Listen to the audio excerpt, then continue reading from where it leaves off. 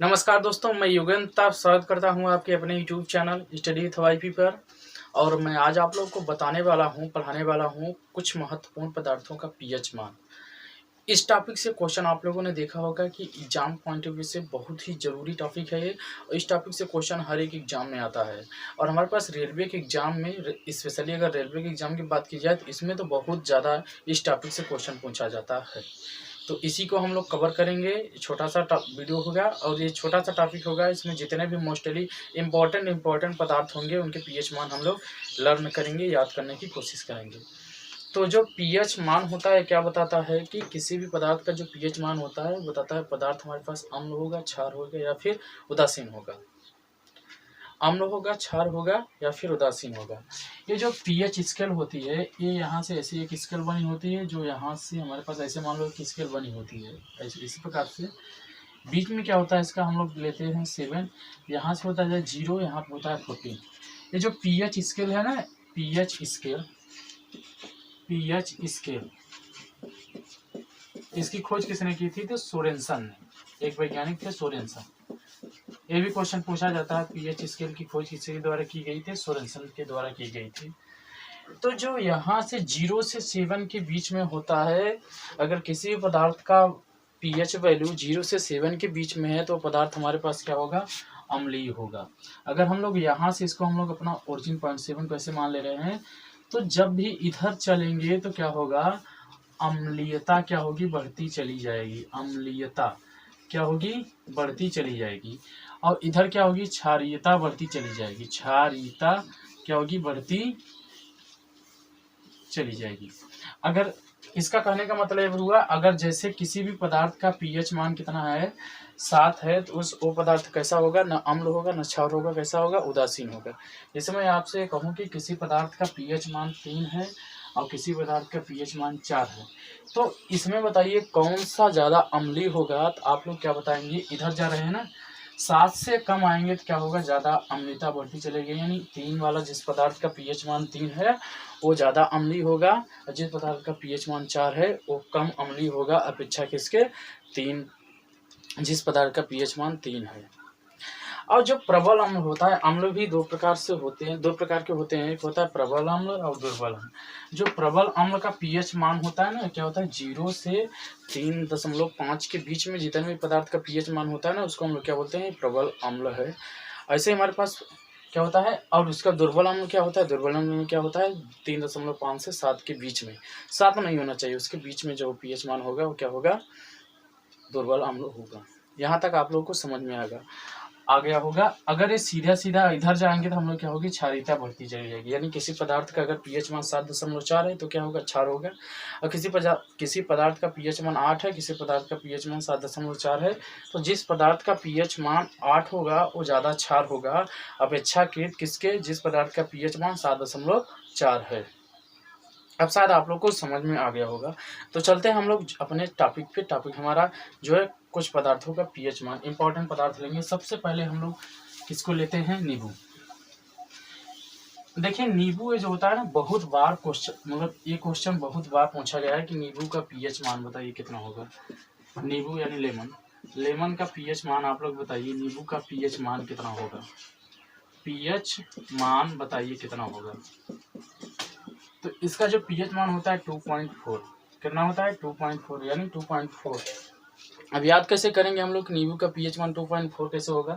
तो आप लोगों ने एक गाना सुना होगा, भोजपुरिया सॉन्ग है, जैसे होता नहीं है कि एक नेबुआ 2-4 मिर्ची लटका ले अपनी चोटी में। क्या होता है? एक नेबुआ 2-4 मिर्ची, 2-4 मिर्ची लटका ले अपने चोटी में। तो यहाँ से हो जाएगा 2-4 से हम लोग याद कर लेंगे 2.4। इस तरीके से इसको हम लोग याद कर सकते हैं, या फिर ऐसे भी याद कर सकते हो। आप लोग को जो तरीका अच्छा लगे अपने से बैठा के याद कर सकते हो। ऐसे भी याद कर सकते हो। किसी भी बाजार या मार्केट में जाते हो तो कहते नहीं कि 2-4 नींबू डाल दो, यानी 2.4 इसका क्या हो गया? पीएच मान हो गया। नींबू के बाद हमारे पास जो आ जाता है इम्पोर्टेंट है जल, वाटर। जो जल का पीएच मान होता है कितना होता है? 7। जल का पीएच मान कितना होता है? 7। अगर हम बात करें जल का पीएच मान तो कितना होता है? 7। याद करने का तरीका क्या है? 7, आप लोगों ने एक गाना सुना होगा, 7 समुंदर पार में तेरे पीछे पीछे आ गई। 7 समुंदर, 7 समुंदर, समुंदर। अच्छा एक चीज़ हमें बताइए, समुंदर में क्या होता है? जल होता है। तो यहाँ से याद कर लेंगे समुंदर में जल होता है और जल का पीएच मान कितना होता है? 7 होता है। याद करने का इससे अच्छा मेथड आप लोगों के पास हो ही नहीं सकता कि 7 समुंदर, पार्ट 7 से याद कर लेंगे 7, जल का पीएच मान कितना होता है? 7, समुंदर में क्या होता है? जल होता है। उसका तीसरा नंबर हमारे पास क्या है? जल के बाद आ जाता है हमारे पास क्या आ जाता है? हम लोग ले रहे हैं, किसको ले रहे हैं? रक्त, ब्लड। ये भी इम्पोर्टेंट है, ब्लड बहुत ही इम्पोर्टेंट है। पूछ लिया जाता है कि मानव शरीर होता है ना, ये मानव शरीर में जो रक्त होता है उसका ब्लड होता है, उसका पीएच मान बताइए, अम्लीय होगा कि क्षारीय होगा? अच्छा ये 7 है तो उदासीन होगा, ये 2.4 है तो कैसा होगा? अम्लीय होगा। अब प्रबल अम्ल में ये आएगा क्योंकि इसका पीएच मान 2.40 से 3.5 के बीच में है। तब हम लोग याद करेंगे रक्त का पीएच मान जो होता है 7.4 होता है। रक्त का पीएच मान कितना होता है? 7.4। अच्छा याद कैसे करेंगे वो चीज़ इंपॉर्टेंट है। देखिए रक्त जो होता है लिक्विड के प्रकार का होता है, यानी एक प्रकार से अगर बात करें तो हम कैसे, ये भी फ्लोट करता है यानी बहता है।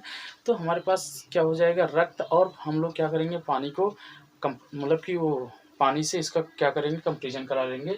जो जल है रक्त, या फिर रक्त समझिए पानी की तरह होगा, तो रक्त क्या है? पानी की तरफ बहता है, तो क्या हो जाएगा? इसका पीएच मान, पानी का पीएच मान पे याद किए क्या होता है? 7। पानी का पीएच मान कितना होता है? 7। 7 तो 100% रहने वाला है रक्त के भी पीएच मान में। लेकिन रक्त निकलता कब है? जब हम लोग क्या करते हैं? चीर फाड़। क्या करते हैं? चीर फाड़, या फिर कहीं भी हमारे पास चोट लग जाती है तो क्या होगी? स्किन हमारी, जिसको बोलते हैं ना चीर फाड़ कर दो, तब क्या होगा? रक्त निकलेगा। चीर को ऐसे हटा देंगे तो ये हो जाएगा 4, तो क्या हो जाएगा? 7.4 क्या हो गया? इस रक्त का पीएच मान हो गया। बाकी अगर 1-2 पॉइंट नहीं बैठ रहा है तो आप लोग याद भी कर सकते हैं। और एक ऐसा होगा क्षारीय होता है, 7.4 है ना, तो क्या होगा? रक्त का पीएच मान क्षारीय होगा। रक्त के बाद हमारे पास जो आ जाता है, उसके बाद आंसू। आंसू पूछ लिया जाता है, जो हम आंसू होता है ना उसका पीएच मान बताइए। तो आंसू का पीएच मान भी कितना होता है? 7.4 ही होता है। अब इसका याद करने का तरीका क्या होगा? जब खून बहेगा तब तो आंसू निकलेगा, यानी जब खून बहता है आंसू निकलता है, तो यहाँ से रिलेट कर लेंगे। और खून का पीएच मान कितना होता है? 7.4, इसलिए आंसू का पीएच मान कितना होगा? 7.4 ही होगा। यहाँ तक हो गया, समझ में आ गया। अब अगले हमारे पास क्या है? इम्पोर्टेंट है शराब, एल्कोहल। ये देखिए जो शराब है ना, अगले साल ग्रुप डी के एग्जाम में बहुत ज़्यादा बार इसको मतलब रिपीट करके पूछा गया। शराब और नींबू का बहुत ज़्यादा बार रिपीट करके क्वेश्चन पूछा जाता है कि शराब का पीएच मान कितना होगा। शराब, या फिर इसको ऐसे बोल दिया जाएगा एल्कोहल का पीएच मान कितना होगा? एल्कोहल का पीएच मान कितना होगा? पीएच मान, एल्कोहल का पीएच मान होता है 2.8। 2.8 यानी शराब का पीएच मान कितना होता है? 2.8। अब याद करने का तरीका क्या होगा कि जब भी हम लोग कहीं पे जाते हैं, सॉरी हम लोग तो शराब पीते नहीं, जो शराबी पियक्कड़ हैं वो लोग क्या करेंगे? अगर शराब वाली दुकान पे जाएंगे तो क्या कहेंगे? शराब दो, शराब दो। क्या कहेंगे? शराब दो। क्या होता है? शराब दो। अब कितने बजे मांगते हैं? जो शराब पीने वाले होते हैं अधिकतर कितने बजे आते हैं? रात को, शाम को कितने बजे जाएंगे? 8 बजे ही जाते हैं, शाम को ही जाते हैं।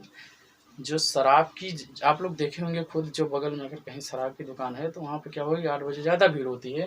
तो कितने बजे जाते हैं? 8 बजे ही जाते हैं। यानी क्या हो जाएगा? 2.8, 2 से याद कर लेंगे 2, और 8 बजे शराब पीते हैं तो क्या हो जाएगा? 2.8। ये शराब का पीएच मान हो जाएगा। इतना समझ में आया? तो चलते हैं हम लोग अपने अगले जो मुद्दा है हमारे पास। अगला मुद्दा क्या है? शराब के बाद हम लोग याद करेंगे दूध। हमारे पास क्या है? दूध का पीएच मान पूछ लिया जाए कितना होता है, तो इसका आंसर होगा 6.5। क्या होगा? 6.5। अब देखिए याद करने का तरीका क्या होगा कि अगर हम लोग गांव की बात करें तो गांव में भैंस सुबह कितने बजे लगती है? दूध देती है। सुबह कितने देगी? 6 बजे। मॉर्निंग में कितने बजे देगी? नियर अबाउट 6, यानी 6 बजे देती है। और इवनिंग में कितने बजे देगी? शाम को 5 बजे। शाम को कितने बजे देगी? 5 बजे। तो यहाँ से याद कर लेंगे हम लोग 6.5। ये दूध का क्या होता है? पीएच मान होता है। दूध के बाद आ जाता है हमारे पास चाय। 8वां नंबर क्या है? इम्पोर्टेंट, चाय। चाय का जो पीएच मान होता है, चाय का पीएच मान कितना होता है? 5.5। अब आप लोग देखते होंगे जो चाय होती है हमारे गांव में कितने रुपए ये होती है ना, कितने रुपए गिलास देते हैं, तो आप लोग सभी लोग जानते हो 5 रुपये गिलास गांव में मिलती है। शहर में कितने रुपए में मिलती है? 10 रुपये में। भाई 2 गिलास लिए हमें 5 रुपये की चाय दे दो, यानी किसी को दोगे, जाओगे अगर दुकान से चाय लोगे तो कितना दोगे? 5 रुपये दोगे, तो 5.5। भाई हम 5-5 रुपये गिलास, 5-5 रुपये वाली चाय, 5-5 रुपये वाली पर गिलास चाय पीने वाले हैं, हमें 10 रुपये वाली चाय नहीं चाहिए। तो यहाँ से हो जाएगा 5.5। हम लोग याद कर लेंगे इसका क्या होता है, चाय का पीएच मान होता है। उसके बाद देन हमारे पास इंपॉर्टेंट हो जाता है कॉफ़ी। 9th नंबर पे जो आ जाता है हमारे पास कॉफ़ी। कॉफ़ी का पीएच मान, जो कॉफ़ी का पीएच मान होता है 5। अच्छा एक चीज़ हमें बताइए, याद करने का तरीका क्या होगा ना, तो हम लोग ऐसे याद कर लेंगे भाई हमें काफ़ी नहीं पीनी है, हम 5 रुपये चाय भी, काफ़ी हमें नहीं पीनी है, काफ़ी महंगी होती है, ये काफ़ी ज़्यादा महंगी होती है अपेक्षा के चाय से, तो हमें काफ़ी नहीं पीनी है, हमें चाय पीनी है। और चाय का मूल्य हम लोग 5 रुपये चाय वाला, 5 रुपये वाली चाय ही पियेंगे, हमें काफ़ी नहीं पीनी है, हमें 5 रुपये वाली चाय ही चाहिए। तो क्या हो जाएगा, यहाँ से याद करेंगे 5 रुपये वाली चाय चाहिए, 5 रुपये वाली चाय चाहिए, 5 रुपये वाली चाय चाहिए। तो भैया हमें काफ़ी नहीं चाहिए, 5 रुपये वाली चाय ही चाहिए। यहाँ 5 याद कर लेंगे। काफ़ी का पीएच मान कितना होता है? 5 होता है। उसके बाद हमारे पास 10 नंबर पे आ जाता है, इम्पोर्टेंट है सिरका का पीएच मान कितना होता है? सिरका का पीएच मान जो होता है कितना होता है? सिरका का पीएच मान 4। अब याद कैसे करेंगे? सिरका का पीएच मान 4, सिरका अचार कहते हैं ना, सिरका अचार खा लो भैया, सिरका और अचार खा लो। तो यहाँ से हो जाएगा अ को हटा देंगे हम लोग, क्या बच जाएगा? 4। अचार से याद कर लेंगे सिरका का पीएच मान कितना होता है? 4 होता है। उसके बाद हमारे पास इंपॉर्टेंट क्या है, आ जाता है अंडा। 11 नंबर पर क्या आ जाता है? अंडा। 11 नंबर पर क्या आ जाता है? अंडा। एक अंडा का जो पीएच मान होता है 7.7 होता है। कुछ क्या होता है, कुछ चीज़ों की ट्रिक्स नहीं बन पाती, तो आप लोग इसको क्या करना है, रटना है। ये क्या होगा, अंडा का पीएच मान कितना होता है? 7.7 होता है। 11 के बाद 12 नंबर हमारे पास क्या जाता है? मानव लार। यानी अगर हम बात करें मनुष्य के लार का पीएच मान, मनुष्य का लार, देखिए मनुष्य के लार का पीएच मान, मनुष्य के लार का पीएच मान, मनुष्य के लार का पीएच मान, एक तो खाना खाने से पहले, खाना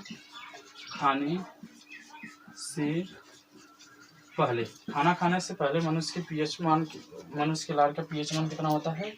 ये होता है खाना खाने से पहले 7.2 से 7.5 के बीच में। खाना खाने से पहले कितना होता है? 7.2 से 7.5 के बीच में।